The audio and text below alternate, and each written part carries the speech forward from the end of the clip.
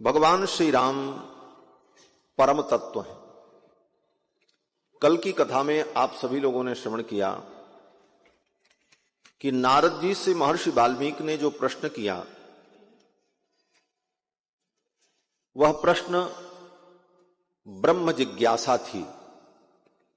ब्रह्म जिज्ञासा का मतलब ब्रह्म को, परमात्मा को जानने की इच्छा, ब्रह्म जिज्ञासा। वेदांत दर्शन में सर्वप्रथम यही सूत्र है, अथातो ब्रह्म जिज्ञासा। ये वेदांत का प्रथम सूत्र है, यहीं से वेदांत शुरू होता है। वेदांत का प्रयोजन ही ब्रह्म को जानना है। ब्रह्म की जिज्ञासा पहले उत्पन्न हो, ब्रह्म को हम जाने। हम कथा सुन लेते हैं, पूजा पाठ कर लेते हैं, तीर्थों में भ्रमण भी कर लेते हैं, लेकिन कभी मन में यह प्रश्न नहीं आता कि ब्रह्म तत्व क्या है, परमात्मा तत्व क्या है। उस परमात्मा तत्व को कैसे जाना जाए और परमात्मा तत्व के विषय में, परमात्मा के विषय में जो हमारे मन में संदेह है वो दूर कैसे हो। उन संदेहों को दूर करके परमात्मा के यथार्थ स्वरूप को जानना, यही ब्रह्म ज्ञान है। और यही जानने के लिए मानव जीवन मिला है। ईंटा पत्थर जानने के लिए मानव जीवन नहीं मिला है। आज की मानव बुद्धि, बड़े बड़े बुद्धिमानों की बुद्धि ये जानने में परेशान है कि चंद्रमा पर क्या है, मंगल पर क्या है। चंद्रमा पर यान भेज करके लोग कूद रहे हैं, हमने बहुत बड़ा तीर मार लिया, क्या मिलेगा? वहां भी मट्टी, पर्वत, पहाड़, ईंटा, यही तो होगा।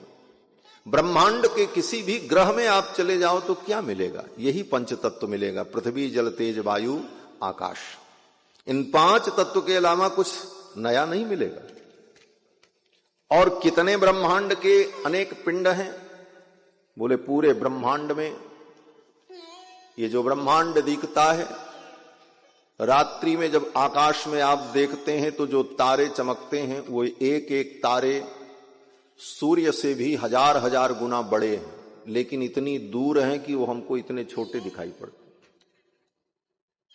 और ये सब कहां तक है? बोले इसका कोई अंत नहीं, अनंत। और ये ब्रह्मांड बोले ऐसे ऐसे अनंत अनंत ब्रह्मांड हैं।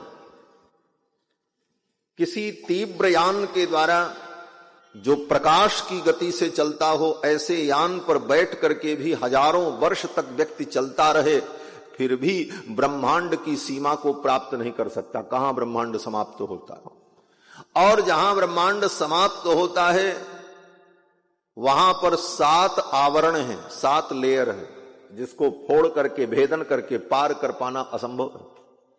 फिर उसके बाद जाने पर फिर महाकाश और फिर ब्रह्मांड, ऐसे अनंत अनंत। कहां तक जानोगे? 100 वर्ष की आयु में ये मानव अपने प्रयास के द्वारा ब्रह्मांड के कितने पिंडों का ज्ञान कर पाएगा? कल्पना करो। और अगर कर भी लेगा तो मिलेगा क्या? वो ज्ञान किस काम आएगा? एक दिन मर के दुनिया से व्यक्ति चला जाएगा। इसलिए महर्षियों ने ऐसे ऊल जलूल विषयों को जानने में अपने समय को बर्बाद नहीं किया। वो भी चाहते तो यही सब पता लगाते रहते, समुद्र के अंदर क्या है, पहाड़ के अंदर क्या है, आकाश में क्या, पाताल में क्या। लेकिन महर्षियों ने विचार किया कि ये सब जिसने बनाया है उसको जान लिया जाए। बस जिसने सब कुछ बनाया है उसको अगर जान लें तो फिर कुछ जानने की जरूरत नहीं रह जाती। इसी को वेदों ने कहा कि एकेन विज्ञानेन सर्वं विज्ञातम भवति। एकेन विज्ञानेन, उस एक परमात्मा के विज्ञान से सब कुछ जाना जा सकता है। वास्तव में परमात्मा को जानना ही विज्ञान है। आज जिसे विज्ञान कहते हैं वो ज्ञान है। और विज्ञान क्या है? बोले विज्ञान माने परमात्मा को जानना, यही सबसे बड़ा विज्ञान है। वेद भगवान कहते हैं एकेन विज्ञानेन, उस एक परमात्मा के विज्ञान से सर्वम विज्ञातम भवति, सब कुछ ज्ञात हो जाता है। फिर कुछ जानने के लिए शेष बचता ही है। इसी को कठोपनिषद में कहा कि यस्तु विज्ञानवान भवति सौमनस्कः सदा शुचिः सच तत्पदमवाप्नोति यस्माद् भूयो न जायते। यस्तु विज्ञानवान भवति, जो विज्ञानवान होगा, जो विज्ञान संपन्न होगा, अर्थात परमात्मा को जान लेगा, तस्मात् भूयो न जायते, फिर उसे संसार में कभी दुख में नहीं पड़ना पड़ेगा। तो वास्तविक विज्ञान परमात्मा का विज्ञान है, जिस विज्ञान को महर्षियों ने अपने जीवन में अनुभव किया और उसी को जाना और उसी को जानकर वो सर्वज्ञ हो गए।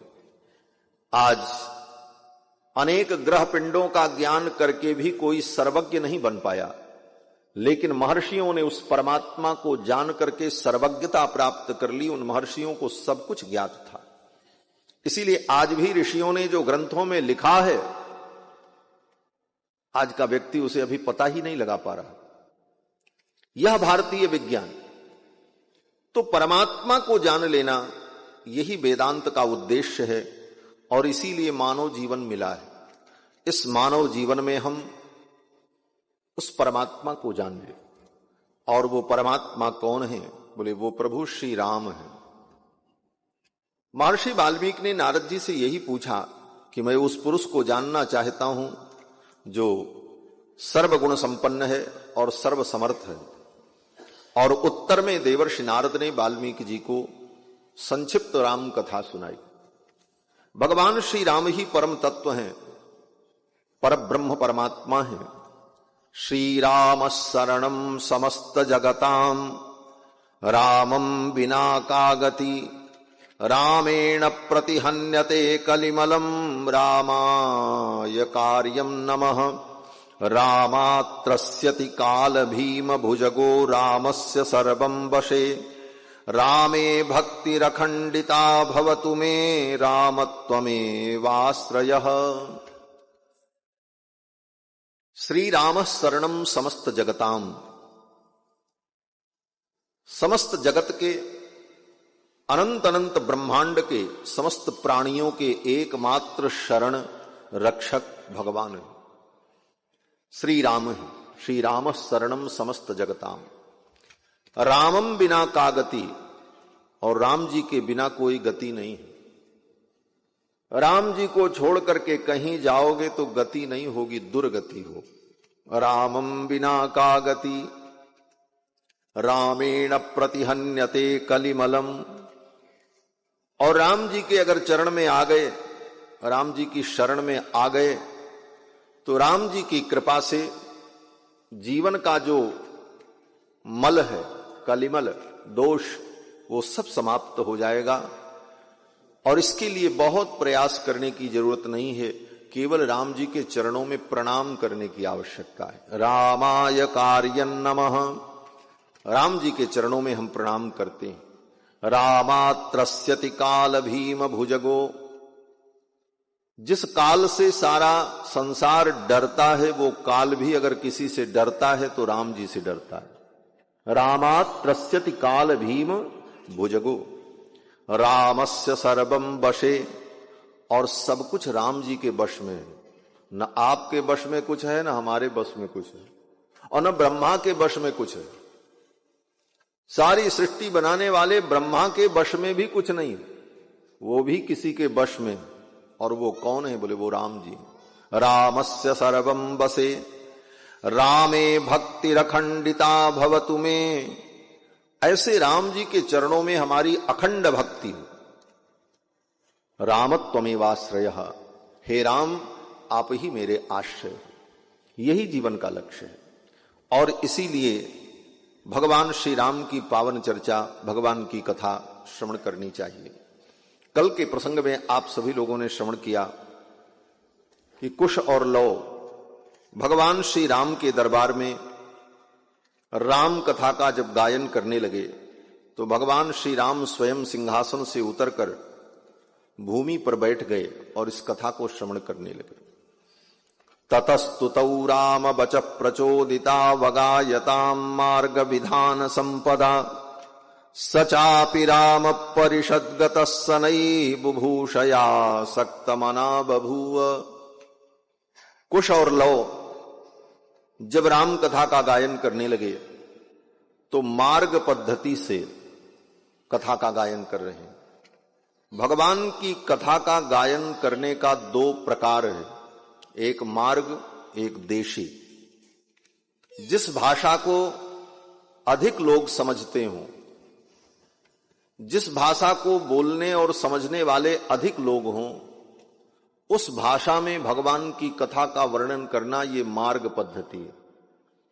और जिस भाषा को सीमित लोग समझते हों और बोलते हों, उस भाषा में भगवान की कथा का वर्णन करना ये देशी पद्धति कहलाती है। तो कुश और लव ने जब कथा का वर्णन किया तो मार्ग पद्धति से वर्णन किया। अगायताम मार्ग विधान संपदा।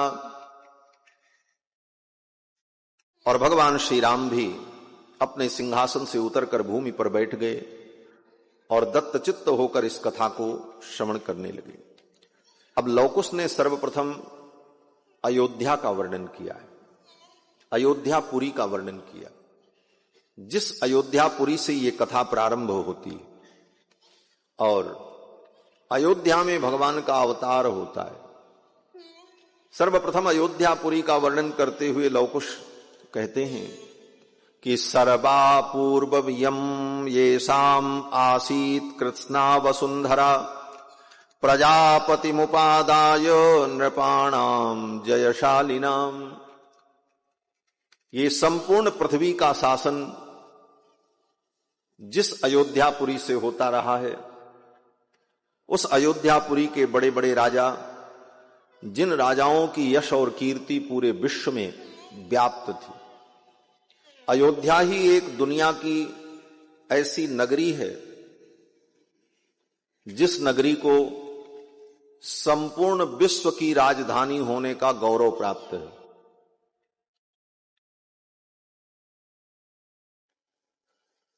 कोई नगर किसी देश की राजधानी, कोई नगर किसी प्रदेश की राजधानी है, लेकिन अयोध्या को पूरे पृथ्वी की राजधानी होने का गौरव प्राप्त है। क्योंकि अयोध्या में जो राजा हुए वो संपूर्ण पृथ्वी का शासन करने वाले। सर्वा पूर्वमियम राजन एसाम आसीत वसुंधरा। संपूर्ण वसुंधरा जिन राजाओं के अधीन थी, ऐसे राजाओं की राजधानी अयोध्या थी। और कैसे अद्भुत अद्भुत राजा हुए अयोध्या में। देखो, 7 मोक्षदायिनी पुरियों में सबसे पहली पुरी अयोध्या है। 7 मोक्षदायिनी पुरियों का हम नाम लेते हैं। अयोध्या, मथुरा, माया, काशी, कांची, हेवंतिका, पुरी, द्वारावती चैव सप्तैता मोक्षदायिकाः। 7 मोक्षदायिनी पुरियों में प्रथम परिगणिता अयोध्यापुरी। याग्निक जी आगे आ जाएं। श्री सीतारामचंद्र भगवान की जय। 2 बार भगवान नाम संकीर्तन कर लें। सीताराम जय सीताराम, सीताराम जय सीताराम, सीताराम जय सीताराम, सीताराम जय सीताराम, सीताराम जय सीताराम, सीताराम जय सीताराम, सीताराम जय सीताराम, सीताराम जय सीताराम, सीताराम जय सीताराम, सीताराम जय सीताराम, सीताराम जय सीताराम, सीताराम जय सीताराम, सीताराम जय सीताराम, सीताराम जय सीताराम, सीताराम जय सीताराम, सीताराम जय सीताराम। ओ कौशल्या के प्यारे राम, दशरथ राज दुलारे राम। कौशल्या के प्यारे राम, दशरथ राज दुलारे राम। सीताराम जय सीताराम, सीताराम जय सीताराम। सीताराम जय सीताराम, सीताराम जय सीताराम। सीताराम जय सीताराम, सीताराम जय सीताराम। सीताराम जय सीताराम, सीताराम जय सीताराम। श्री सीतारामचंद्र भगवान की जय। जय जय सीताराम। मैं निवेदन कर रहा था कि श्री अयोध्यापुरी 7 मोक्षदायिनी पुरियों में प्रथम परिगणिता है। सर्वप्रथम अयोध्या का नाम लिया जाता है और अयोध्या ही विश्व की प्रथम नगरी है। सबसे पहला कोई नगर इस धरती पर बना तो वो अयोध्या है, क्योंकि श्री मनु जी महाराज जब ब्रह्मलोक से आए और मानवों की सृष्टि प्रारंभ की तो उन्होंने अयोध्या को ही अपनी राजधानी बनाया। मनुना मानवेंद्रेण या पुरी निर्मिता स्वयं। मनुना मानवेंद्रेण, मानवेंद्र मनु के द्वारा अयोध्यापुरी का स्थापन हुआ। और स्थापन कैसे हुआ? श्री मनु जी महाराज भगवान वैकुंठनाथ से अयोध्यापुरी को मांग करके ले आए। वैकुंठ का जो हृदय है वही अयोध्यापुरी है। और श्री मनु जी महाराज ने भगवान से कहा कि आपका वैकुंठ अत्यंत प्रिय है और इसे छोड़ करके जाने का मन नहीं करता है, धरती पर मैं जाकर के क्या करूं? तो भगवान ने कहा तुम्हारे लिए मैं वैकुंठ का हृदय अयोध्यापुरी ही निकाल करके दे रहा हूं, इस अयोध्यापुरी को ले जाओ और इस अयोध्यापुरी में ही अपनी राजधानी बनाओ। तो भगवान वैकुंठनाथ से मांग करके अयोध्यापुरी को लेकर के मनु जी महाराज आए। या अयोध्या जगती तले तुम मनुना वैकुंठतो ह्यानिता, या चित्वा निज सृष्टि पालन परम वैकुंठनाथम प्रभुम। भगवान वैकुंठनाथ प्रभु से याचना करके मांग करके मनु जी महाराज अयोध्यापुरी को लाए और धरती के मूल केंद्र में स्थापित किया और वहीं से उन्होंने सृष्टि का विस्तार किया। अयोध्यापुरी श्री वाल्मीकि जी महाराज कहते हैं 10 योजन लंबी, 12 योजन लंबी और 3 योजन चौड़ी ये अयोध्यापुरी मनु जी के द्वारा बसाई गई। और जिस अयोध्यापुरी में सरयू नाम की पुण्य सलिला प्रवाहित होती है। सरयू जी ब्रह्मद्रवा हैं। गंगा की दुनिया में बड़ी महिमा है कि गंगे तव दर्शनात् मुक्ति ही, गंगा के दर्शन से ही मुक्ति होती। और गंगा भगवान के चरणों से प्रकट हुई, इसलिए गंगा की बड़ी अद्भुत महिमा है। लेकिन सरयू जी, बोले सरयू जी भगवान के नेत्र से प्रकट हुए। सरयू जी का नाम है नेत्रजा। जब ब्रह्मा जी तप कर रहे थे तो ब्रह्मा की तपस्या को देखकर भगवान के हृदय में करुणा प्रकट हुई और भगवान के नेत्रों से अश्रु प्रकट हुआ, आंसू प्रकट हुए। और वो जब टपकने लगे तो ब्रह्मा जी ने अपने कमंडल में भगवान के आंसू को, भगवान नारायण के नेत्रों के जल को अपने कमंडल में रख लिया और फिर ले जाकर के उस जल को मान सरोवर में स्थापित किया।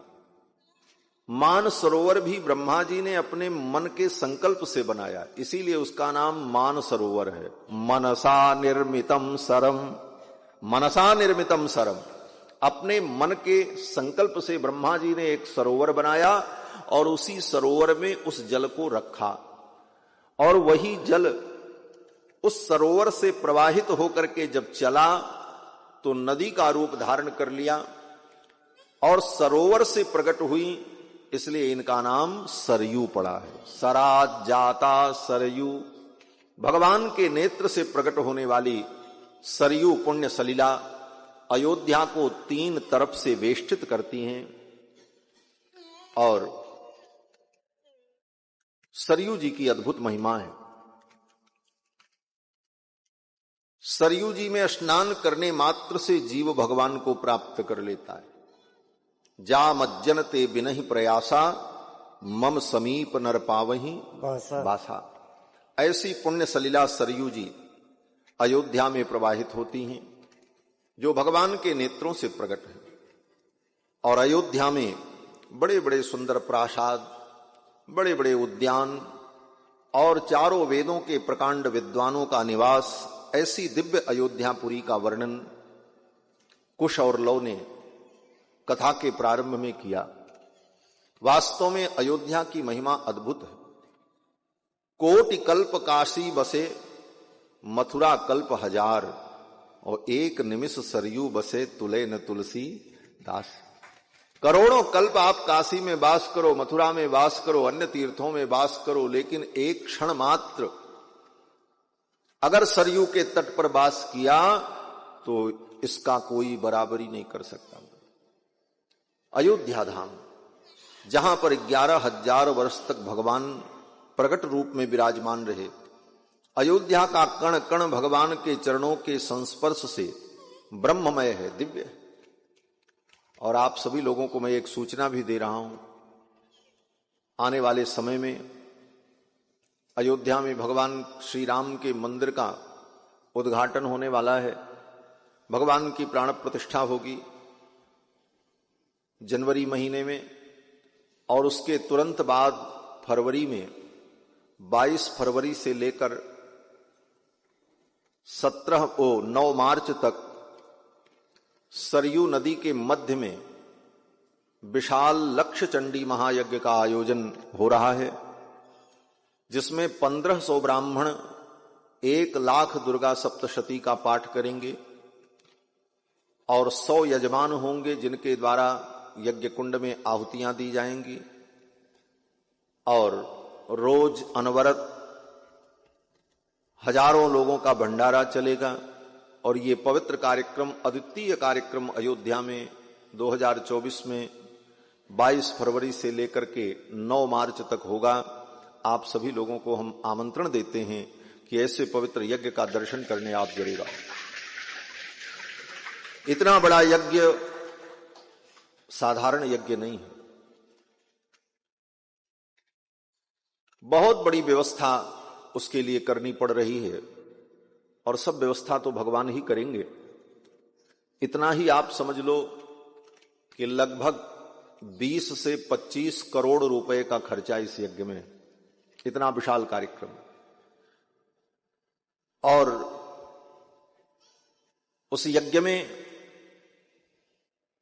1000 कुंटल तो केवल लकड़ी लगेगी, सबका पहले से ही हिसाब किया गया है।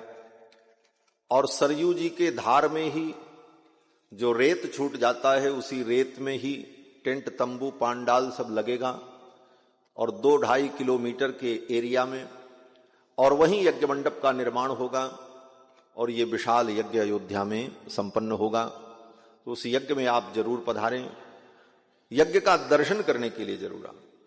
और जब आप अयोध्या आएंगे, बहुत से लोग तो अयोध्या आए हैं, और जो नहीं आए हैं उनको अयोध्या जाने का मन भी कर रहा होगा। तो अयोध्या जाने का मन कर रहा है तो चलो भाव से अयोध्या चलते हैं। ले चले अपनी नागरिया,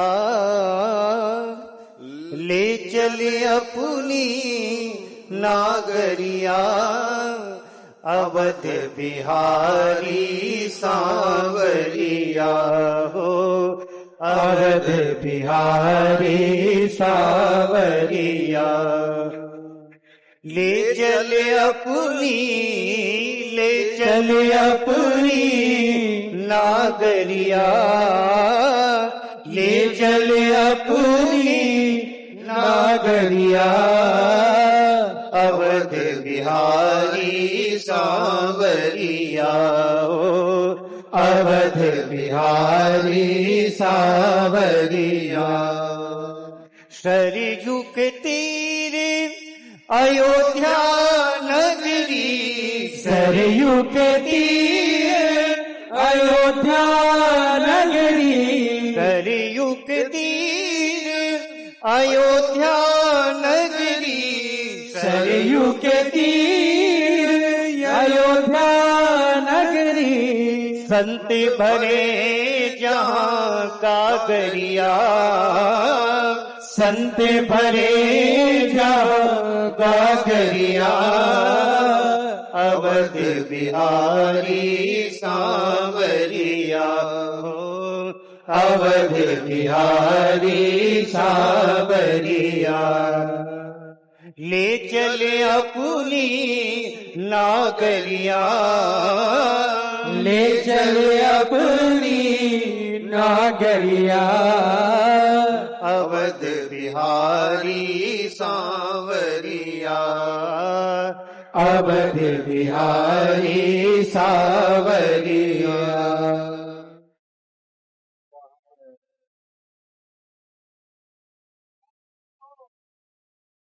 कनक भवन सिया रघुपति राजे, कनक भवन सिया रघुपति राजे, कनक भवन सिया रघुपति राजे, कनक भवन सिया रघुपति राजे। चरण अंजलि लाल बिराजे, चरण अंजलि लाल बिराजे। देख भई में बाबरिया, देख भई में बाबरिया, देख भई में बाबरिया, देख भई में बाबरिया। अवध बिहारी सांवरिया, हो अवध बिहारी सांवरिया। ले चले अपनी नागरिया, ले चले अपनी नागरिया। अवध बिहारी सांवरिया, हो अवध बिहारी सांवरिया, हो अवध बिहारी सांवरिया, हो अवध बिहारी सांवरिया। कुश और लौ ने अयोध्या नगरी का दिव्य वर्णन किया और फिर महाराज श्री दशरथ जी का वर्णन करते। तस्याम पुरियाम अयोध्यायाम वेदविद सर्वसंग्रह। उस अयोध्यापुरी में त्रेता युग में सूर्यवंश के परम प्रतापी राजा महाराज दशरथ, दशरथ जी की विशेषता क्या है? तो कुश और लौ कहते हैं कि दीर्घदर्शी महातेजाह। दशरथ जी बड़े दूरदर्शी हैं और महातेजस्वी, पौरजान पद प्रिय, और अपनी जनता को, अपनी प्रजा को अत्यंत प्रिय है। प्रजा इनसे बहुत प्रेम करती है। इक्ष्वाकूणाम अतिरथो, इक्ष्वाकु कुल के अतिरथी राजा है। महारथी से भी ज्यादा जो वीर हो उसको अतिरथी कहते हैं। श्री दशरथ जी महाराज अतिरथी हैं। यज्वा धर्म परो बशी, और बहुत बड़े यज्वा हैं, बड़े बड़े यज्ञों को इन्होंने किया है। और धर्म परो वशी, धर्म परायण है और अपनी इंद्रियों को और अपने मन को, अपने चित्त को जिन्होंने अपने वश में कर लिया है, जिनका अपने ऊपर पूर्ण नियंत्रण है, ऐसे श्री दशरथ जी महाराज महर्षि कल्पो राजर्षि ही हैं, तो राजा लेकिन किसी महर्षि से कम नहीं है। महर्षि कल्पः, महर्षि के समान हैं तो राजर्षि। और त्रिषु लोकेषु विस्तृतः, और तीनों लोकों में इनका यश है दशरथ जी महाराज का, केवल पृथ्वी पर ही नहीं, स्वर्ग में भी दशरथ जी महाराज का नाम है। दशरथ जी महाराज जब कभी स्वर्ग जाते तो देवराज इंद्र अपने सिंहासन पर ही इनको बैठाते। स्वर्ग के राजा देवराज इंद्र दशरथ जी के लिए कोई अलग गद्दी नहीं लगाते थे। जिस गद्दी पर देवताओं के राजा इंद्र बैठते, उसी गद्दी पर आधे में दशरथ जी महाराज बैठते और आधे में इंद्र बैठते। ये सम्मान दशरथ जी का स्वर्ग में।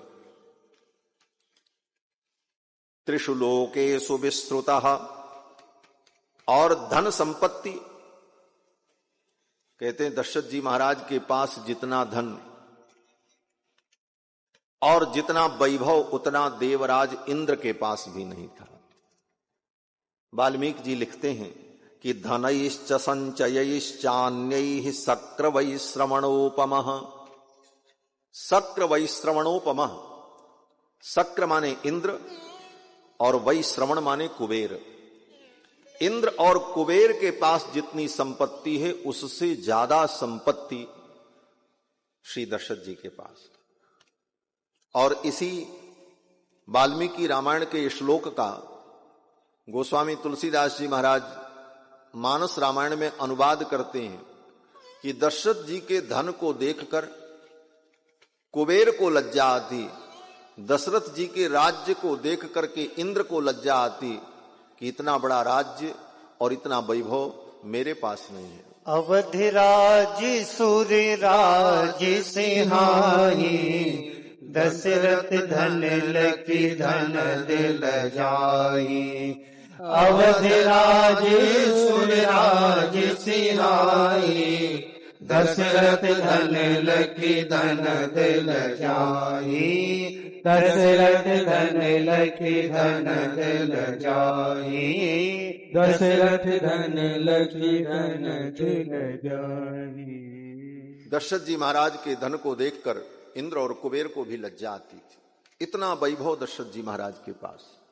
और परम धर्मात्मा दशरथ जी महाराज, दो चौपाइयों में गोस्वामी तुलसीदास जी ने दशरथ जी महाराज के व्यक्तित्व का वर्णन किया है। इनका व्यक्तित्व क्या है? अवधिपुरी रघुकुल मनि राऊ, वेद विदित तेहि दशरथ नाऊ।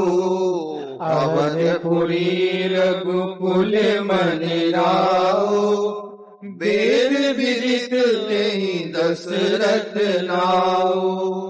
धर्म धुरंधर गुण निधि ज्ञानी, हृदय भगति मति सारंग पाणी। धर्म धुरंधर गुण निधि ज्ञानी, हृदय भगति मति सारंग पाणी। अवधपुरी रघुकुल मनि राऊ, वेद विदित तेहि दशरथ नाऊ। वेद विदित तेहि दशरथ नाऊ। वेद विदित तेहि दशरथ नाऊ। अवधपुरी रघुकुल मनि राऊ, वेद विदित तेहि दशरथ नाऊ। धर्म धुरंधर गुणनिधि गानी, धर्म की धुरी को धारण करने वाले और गुण निधि और ज्ञानी भी हैं। हृदय भगति मति सारंग पाणी, सारंग पाणी भगवान के प्रति इनकी भक्ति भी। ज्ञान कर्म भक्ति तीनों से युक्त हैं दशरथ जी महाराज। और इनकी तीन रानियां हैं, महारानी कौशल्या, महारानी केकई, महारानी सुमित्रा। लेकिन ये तीन पट रानियां हैं। इसके अलावा दशरथ जी की 350 रानियां हैं। ये 3 तो पट रानियां हैं, और पद्म पुराण के अनुसार दशरथ जी महाराज की 700 रानियां हैं, ऐसा भी वर्णन है। ये रामावतार एक बार नहीं हुआ, हर कल्प में राम जी का अवतार होता है, और हर कल्प में रामावतार में कथाओं में कुछ कुछ अंतर हो जाता है। जैसे रोज हम आप सवेरे उठते हैं, वही दिनचर्या मूल रूप से होती है, फ्रेश होना, नहाना धोना, फिर खाना पीना, ऑफिस जाना, काम करना, फिर शाम को आना, खाना पीना, सो जाना। ये मूल रूप से तो यही काम रोज होता है, लेकिन कभी कभी इसमें कुछ बदल जाता है, लेकिन मूल रूप से इतना ही रहता है।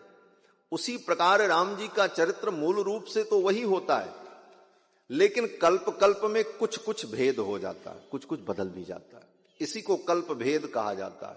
कल्प भेद हरि चरित सुहाए, भांति अनेक मुनीशन गाए। पद्म पुराण में 4 कल्प की राम कथा वेदव्यास जी ने वर्णन किया है, और चारों कल्प की कथाओं में अंतर है।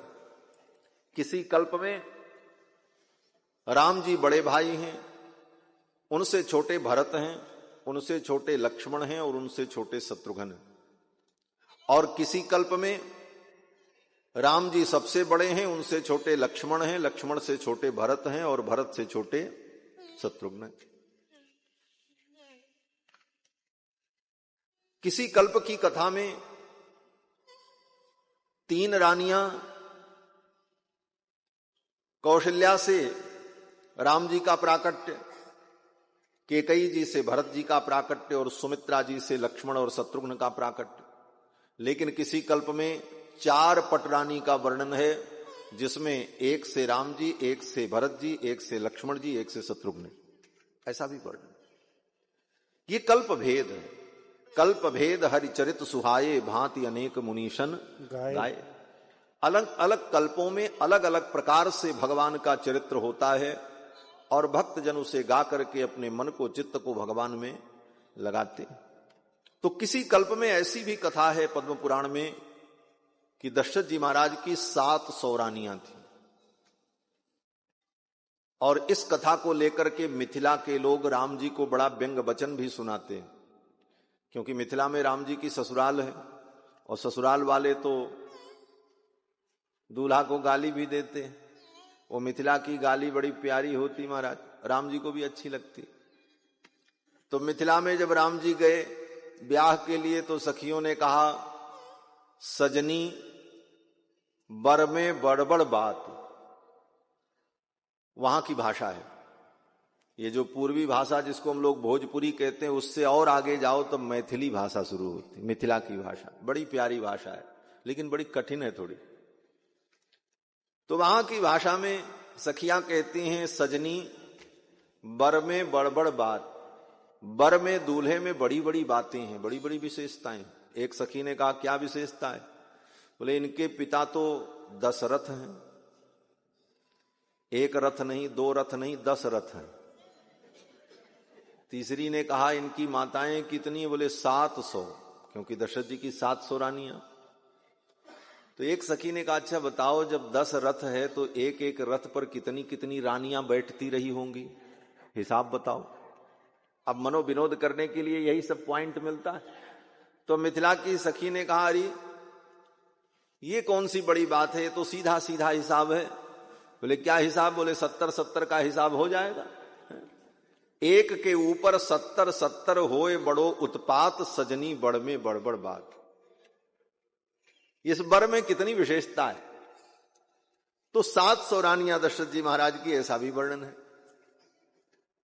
और श्रीमद् वाल्मीकि रामायण में जो वर्णन है 350 रानियां, और 3 पट रानियां, महारानी कौशल्या, केकई, सुमित्रा। लेकिन दशरथ जी महाराज की आयु 60,000 वर्ष हो गई, कोई संतान नहीं। इतने बड़े धर्मात्मा, ज्ञानी, कर्मनिष्ठ और भगवान के भक्त,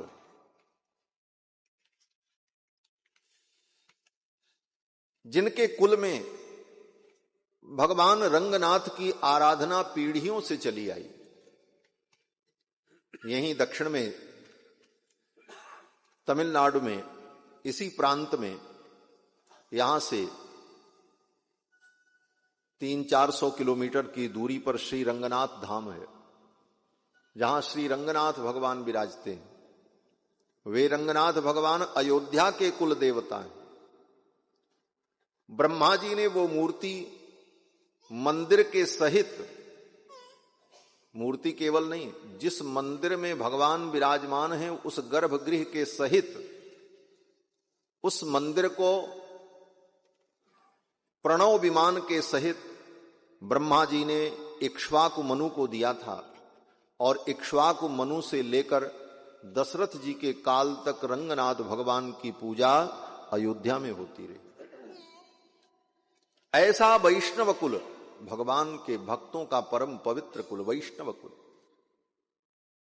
इस विषय को लेकर के गोविंदराज स्वामी जी ने वाल्मीकि रामायण में स्वयं प्रश्न उपस्थित किया और समाधान भी किया कि भगवान को जब प्रकट होना था तो दशरथ जी को ही अपना पिता क्यों बनाया। पृथ्वी पर अनेक राजा थे, बड़े बड़े धर्मात्मा थे, किसी के घर में प्रकट हो जाते राम जी।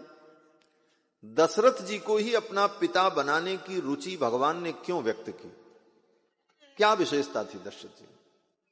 तो इस प्रश्न का उत्तर स्वयं गोविंदराज स्वामी जी देते हैं कि दशरथ जी की सबसे बड़ी विशेषता यही थी कि इस कुल में आदिकाल से लेकर दशरथ जी के काल तक भगवान रंगनाथ की पूजा होती चली आई। भगवान रंगनाथ जिस कुल में विराजमान है, ऐसा वैष्णव कुल, भक्त कुल था, इतना पवित्र कुल था। और दशरथ जी की तो इतनी महिमा है, सत्यनारायण व्रत कथा में भी आप लोग दशरथ जी का स्मरण करते हैं। अब ऐसे ही कथा सुनते होंगे, शंख बज जाता होगा, ध्यान न दे तो अलग बात है। कथा को बड़े ध्यान से सुनना चाहिए, चाहे छोटी कथा हो बड़ी कथा हो, कथा तो कथा है। सत्यनारायण व्रत कथा में जब पंडित जी कथा सुनाते हैं तो प्रसंग आता है, तुंगध्वज नाम का एक राजा था और उस राजा ने सत्यनारायण भगवान का व्रत किया और फिर वह तुंगध्वज राजा ही त्रेता युग में राजा दशरथ के रूप में प्रकट हुआ। तुंगध्वजो महाराज नृपो दशरथो भवत रंगनाथम संपूज्य श्री वैकुंठम तदागमत। तुंगध्वज नाम के राजा ही दशरथ के रूप में प्रकट हुए, जिन्होंने वैकुंठनाथ भगवान की पूजा की, रंगनाथ भगवान की उपासना की और फिर वैकुंठ धाम को प्राप्त किया। तो रंगनाथ भगवान की पूजा जिस कुल में आदिकाल से चली आई, ऐसे कुल में भगवान प्रकट होने का संकल्प करते हैं। तो दशरथ जी महाराज इतने बड़े धर्मात्मा, भगवान के परम भक्त, लेकिन सब कुछ होते हुए दशरथ जी महाराज को संतान नहीं। चौथी अवस्था आ गई, 60,000 वर्ष की आयु हो गई। दशरथ जी को संतान की प्राप्ति क्यों नहीं हुई, यह भी एक गंभीर प्रश्न है। इतने बड़े पुण्यात्मा और इन्हें संतान की प्राप्ति नहीं, 60,000 वर्ष की आयु हो गई। और दूसरी बात, आज तक दशरथ जी ने पुत्र की प्राप्ति के लिए कोई उपाय भी नहीं किया, ये दूसरी विशेषता थी। किसी का विवाह होता है तो 1-2 वर्ष 3 वर्ष तक तो कोई बात नहीं, लेकिन 3 वर्ष 4 वर्ष हो गए तब चिंता शुरू हो जाती है, बोले अब तो बेटा बेटी कुछ होना चाहिए। और 3-4 वर्ष के बाद भी अगर बेटा बेटी नहीं हुए तो फिर चर्चा का विषय बन जाता है, घर में चर्चा होती है। फिर चलो अब डॉक्टर को दिखाओ, औषधि करो, दुआ लो, दवा करो, अनेक प्रकार के उपचार और विधान शुरू हो जाते हैं। लेकिन दशरथ जी महाराज की आयु 60,000 वर्ष हो गई, लेकिन पुत्र प्राप्ति के लिए दशरथ जी ने न कोई अनुष्ठान किया, न कोई पूजन किया, न कोई प्रयास किया। क्यों नहीं किया? करना चाहिए था। बोले इसके पहले उन्होंने कोई उपाय नहीं किया, कोई अनुष्ठान नहीं किया, इसमें प्रमाण क्या है? बोले प्रमाण यही है कि गोस्वामी तुलसीदास जी वर्णन करते हैं कि एक बार भूपति मन माही भई गलानि मोरे सुत नहीं। एक बार माने पहली बार। बोले इसके पहले ये ग्लानि क्यों नहीं हुई? 60,000 वर्ष की आयु हो गई और पुत्र की प्राप्ति की इच्छा नहीं हुई। तो कहते हैं इसका 2 कारण था। दशरथ जी महाराज को पुत्र की प्राप्ति आज तक इसलिए नहीं हुई कि श्री दशरथ जी महाराज इतने पुण्यात्मा हैं कि इनके पुण्य के कारण इनको पुत्र की प्राप्ति नहीं हुई। देखो, पाप के कारण भी पुत्र की प्राप्ति नहीं होती, लेकिन दशरथ जी को पुत्र की प्राप्ति इसलिए अभी तक नहीं हुई कि दशरथ जी महाराज इतने बड़े पुण्यात्मा हैं कि इनके पुण्य के कारण इनको पुत्र की प्राप्ति नहीं। पाप के कारण पुत्र की प्राप्ति नहीं होती, इसका तो खूब वर्णन है शास्त्रों में। श्रीमद् भागवत महापुराण के महात्म्य में जब आत्मदेव ब्राह्मण की कथा आती है तो आत्मदेव ब्राह्मण के पुत्र नहीं था, इसलिए आत्मदेव ब्राह्मण मरने जा रहे थे। तो सन्यासी जी ने जब देखा तो सन्यासी जी ने यही कहा, प्रारब्धम तु विलोकितम, तुम्हारे प्रारब्ध को मैंने देख लिया। आत्मदेव ने कहा क्या लिखा है मेरे प्रारब्ध में? तो उन सन्यासी जी ने कहा कि तुम्हारे कर्म ऐसे हैं कि अभी 7 जन्मों तक तुम्हें संतान की प्राप्ति नहीं होगी। 7 जन्मावधि पुत्रो नैवच नैवच, 7 जन्मों तक तुम्हें संतान की प्राप्ति नहीं होगी। तो आत्मदेव ब्राह्मण के ऐसे कर्म थे, पाप कर्म रहे होंगे किसी जन्म के, जिस कारण से 7 जन्मों तक उन्हें पुत्र की प्राप्ति नहीं होगी। लेकिन दशरथ जी महाराज तो परम पुण्यात्मा, फिर इनको पुत्र की प्राप्ति क्यों नहीं हुई अभी तक? तो विचार किया तो ये निर्णय हुआ कि दशरथ जी इतने बड़े पुण्यात्मा हैं कि इनको पुत्र की प्राप्ति नहीं। क्यों? बोले दशरथ जी इतने बड़े पुण्यात्मा हैं कि ऐसे पुण्यात्मा के घर में जो जीव पुत्र बन करके आवे वह भी पुण्यात्मा होना चाहिए।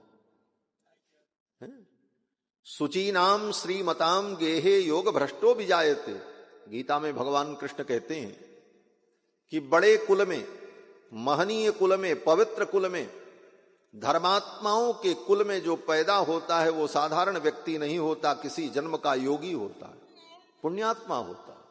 सुचीनाम श्रीमताम गेहे योग भ्रष्टो विजायते, कोई योगी होता है, उसके योग में कहीं थोड़ी बहुत कमी रह गई, फिर जन्म लेना पड़ा, तो बड़े पवित्र कुल में उसका जन्म होता है। तो पुण्यात्मा के घर में जो पुत्र बन करके आता है वह जीवात्मा भी पुण्यात्मा हो। और दशरथ जी महाराज इतने बड़े पुण्यात्मा हैं कि ब्रह्मा जी खोजते खोजते थक गए। ब्रह्मा की सृष्टि में कोई जीव उतना पुण्यात्मा नहीं मिला जिस जीव को पुत्र बना करके ब्रह्मा जी भेज सके। इस कारण से विलंब हो रहा, कोई पुण्यात्मा जीव मिला नहीं जिसको ब्रह्मा जी दशरथ जी का बेटा बना करके भेज दे। इस कारण से 60,000 वर्ष की आयु हो गई दशरथ जी की और पुत्र की प्राप्ति नहीं। और जब कोई जीव पुण्यात्मा नहीं मिला तब भगवान ने विचार किया अब मुझे ही पुत्र बन करके चलना चाहिए। परम पुण्यमय परमात्मा ही इनके पुत्र बन करके आए, क्योंकि किसी जीव के अंदर दशरथ जी का पुत्र बनने की योग्यता ही नहीं थी। किसी जीवात्मा के अंदर वो योग्यता नहीं थी जो दशरथ जी का बेटा बन सके। तो भगवान को ही पुत्र बन करके आना पड़ा। इस कारण से विलंब हुआ। और दशरथ जी ने अभी तक कोई उपाय नहीं किया पुत्र प्राप्ति के लिए। इसका क्या कारण था? बोले इसका कारण यही था कि दशरथ जी महाराज पूर्व जन्म में स्वयंभू मनु थे और कौशल्या बोले शत्रुपा थी। इन दोनों लोगों ने भगवान को प्राप्त करने के लिए नैमिषारण्य में जाकर के तप किया। पहले तो राज्य किया और राज्य करने के बाद जब चौथी अवस्था आई तो वैराग्य नहीं हो रहा था। चौथी अवस्था जब आ जाए तो अपने मन को संसार से हटाकर भगवान में लगाने का प्रयास करना चाहिए।